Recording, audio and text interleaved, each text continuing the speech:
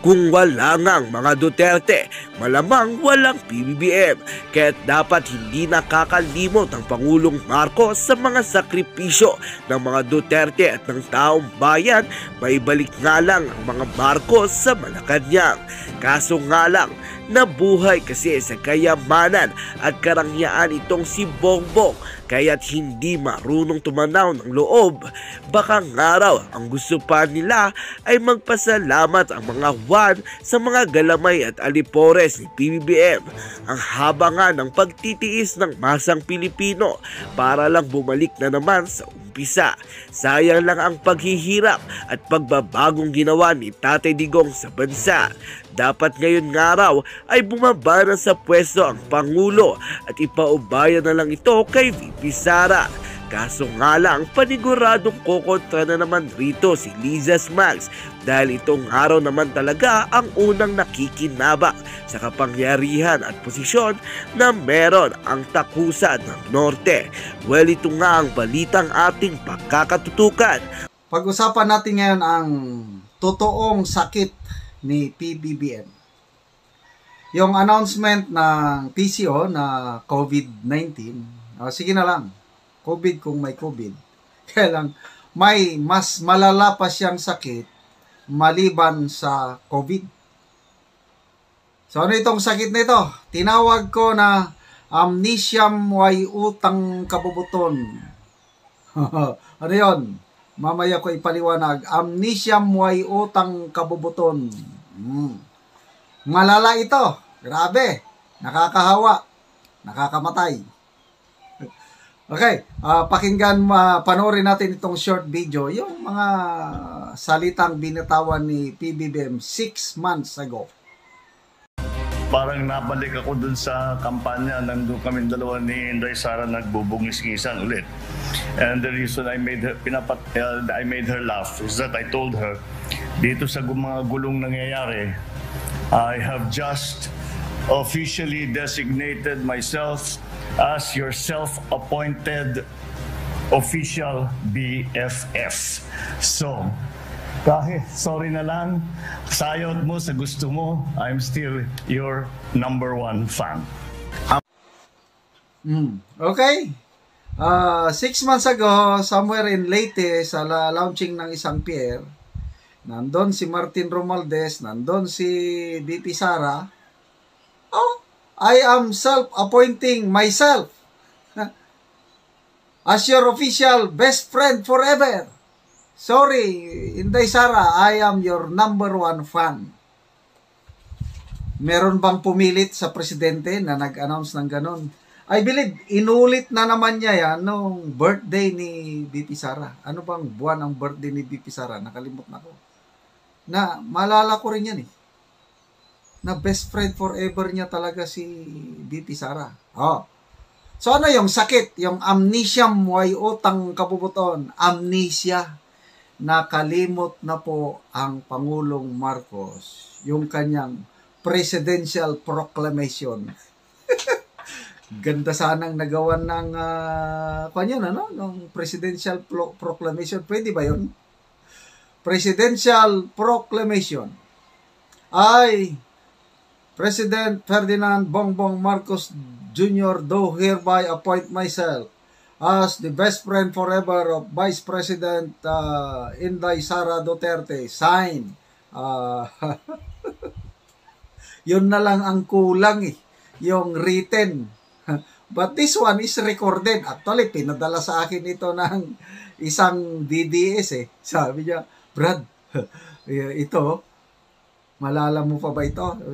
Malala ko. Parang nakalimutan na. Nasaan na ang tunay na kaibigan?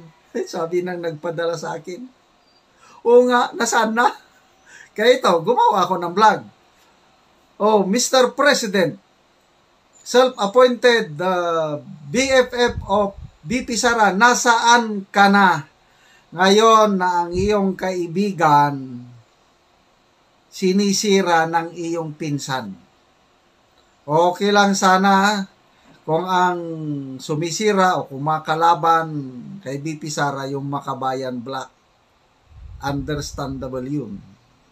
Okay lang Kung ang sumisira yung mga dilawan, sina Hontiveros, sina Lenny, sina Dilima, understandable yun.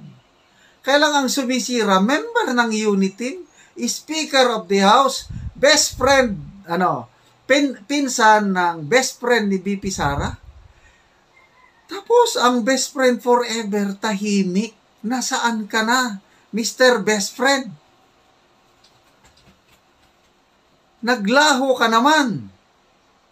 Oh, baka tama yung sabi ni Maharlika. Anong definition ni Maharlika ng BFF? Hindi best friend forever. Best fake friend. Peking kaibigan itong presidenting ito dahil naglaho na. In times of need, tinalikuran ang kanyang best friend. Yun po ang nakikita ko ngayon. Isa pa, bakit amnesiam way utang kabubuton? Bisaya yun, way utang kabubuton. Walang utang na loob itong presidenting ito. Halos lahat ng Filipino voters, bumoto man o hindi sa Unitin, alam nila na kung hindi dahil sa mga Duterte, hindi mananalong presidente itong Bongbong Marcos Jr. Kahit saan kayo magtanong, kahit yung Dilawan, Isko, Pacquiao, Lacson,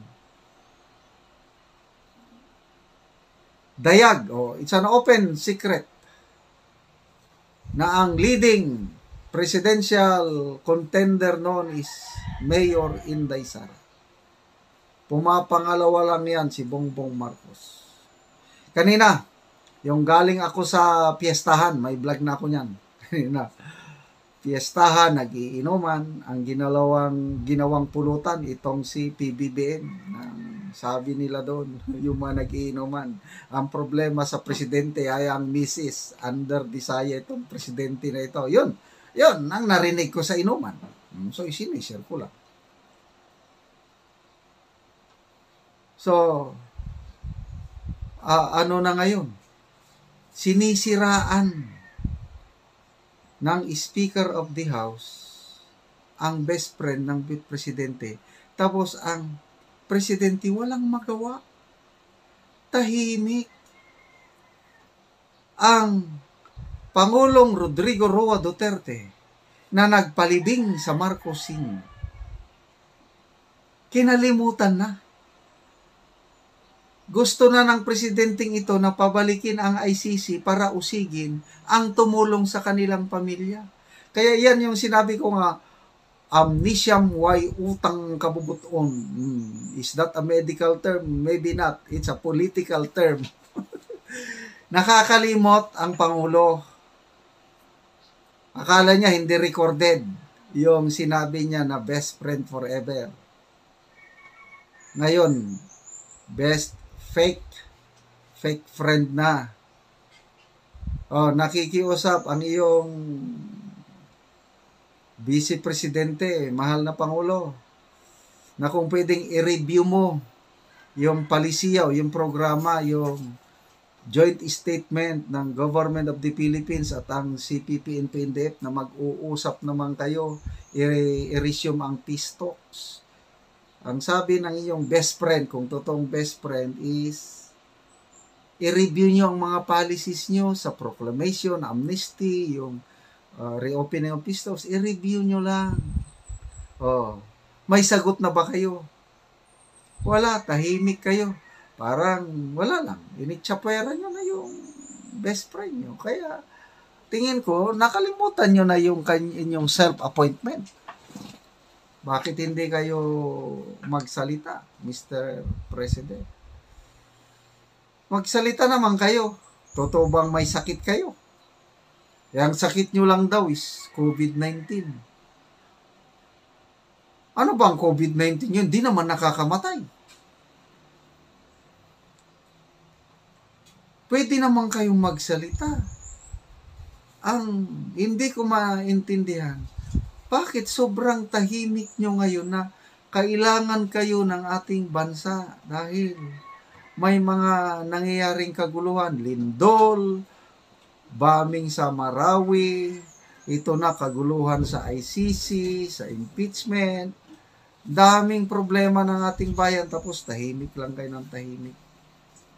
So, baka totoo yung narinig ko, ulitin ko ulit yung sa piyestahan na iba na ang nasusunod, hindi na ang presidente, kundi yung tunay na nagmay-ari ng power, si Yes Ma'am.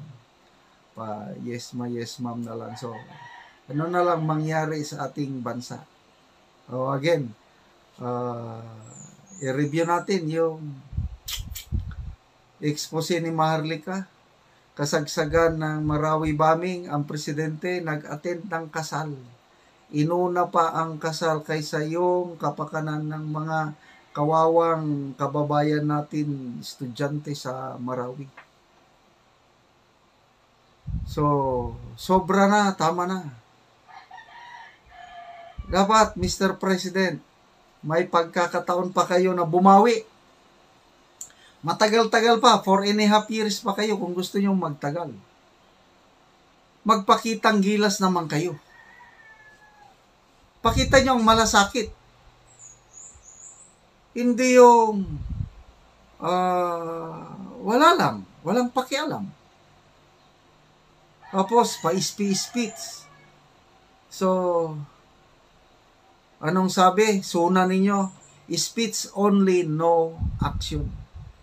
Mahilig lang po kayong magpangako.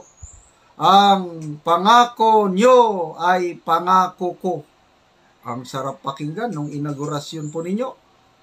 Anong pangarap ng mamamayang Pilipino? Yung hindi naman sa maging mayaman, yung makagaan lang ng buhay, makakain 3 beses, yung presyo ma-maintain, o yung pangako ninyo na 20 pesos per kilo ng bigas. Ang daming umaasa nun. Ano lang. Simple lang ang buhay ng Pilipino. Nasaan na yung pangako? Iba pala ang pangako nyo, Mr. President. Pangarap pala, pangarap. Ang pangarap nyo ay pangarap ko. Nagkaiba pala tayo ng pangarap. Yung ordinaryong Pilipino, simple lang pangarap. Makakain lang 3 beses ng isang araw. At hindi mahirapan sa presyo. Ang pangarap nyo, iba eh. Ang pangarap nyo, pagbigyan ng inyong mga pinagkautangan ng loob. Yan!